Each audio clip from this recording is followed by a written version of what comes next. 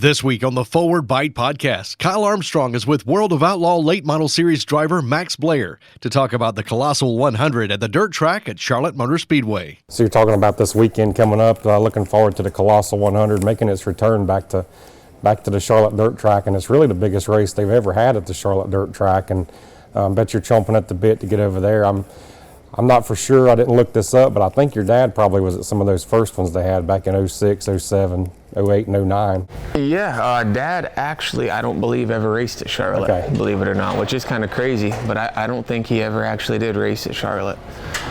But yeah, you know, I'm really looking forward to it. It's obviously paying big money to win, to start, you know, the whole way through. So yes. That's one real good thing.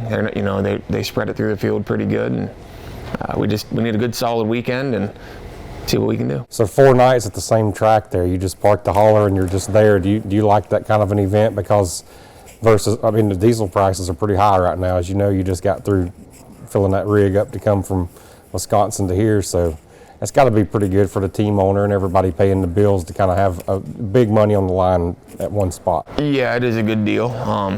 You know, when you're at a place that you're running well, you really like it because, you know, right. But like for me this past weekend, for example, we struggled. Like I was ready to move on to somewhere else, you know, but we were there for 3 days. But when you get somewhere where you're running really well, you know, heck, you stay as many days as they'd let you race, you know.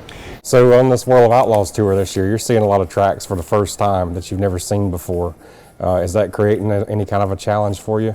Oh, yeah. I mean, nowadays the competition's so good everywhere. You know, every night's a challenge no matter what. But when you go to a place that a lot of these guys have hundreds and hundreds of laps at, and I've never seen, you know, you get your green, white, checkered hot lap session, and now the next 2 laps pretty much determine how your night is going to go.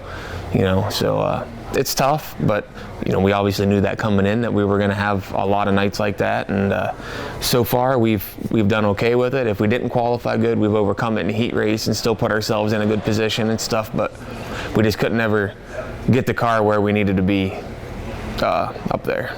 I would have banked on you being the Rookie of the Year before the season ever started, but right now it looks like you've got a shot. You've legitimately got a shot to possibly win this title this year. What do you think about your chances on that? It's crazy to say that.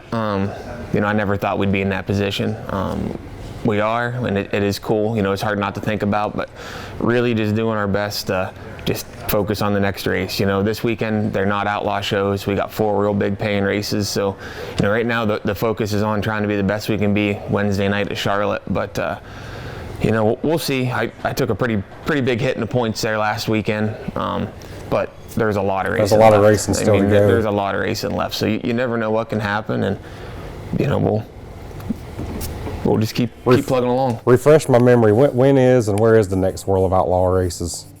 Home, and I'm looking forward to them ones. Okay. Yeah. The next Thursday we're at Bloomsburg. Friday is Marion Center, and Saturday's Port Royal, and then the following weekend is a 2-day outlaw show at Sharon. To hear the entire show, visit speedsport.com or wherever you get your favorite podcast, or watch this and other great podcasts at speedsport.tv.